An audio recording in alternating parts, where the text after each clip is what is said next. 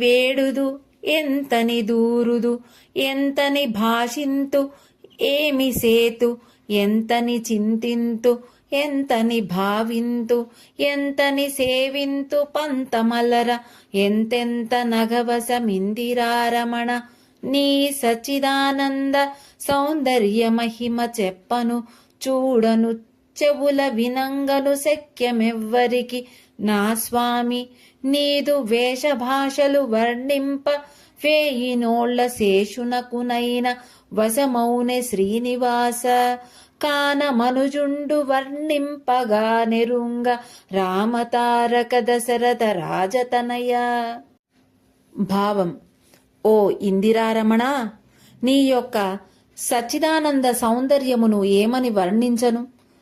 ఎంతని వేడెదను, ఎంతని చింతించెదను, ఎంతని భావించెదను, ఎంతని సేవించెదను, ఎంతెంత ఆనంద పరవశమును పొందుదును నా స్వామి.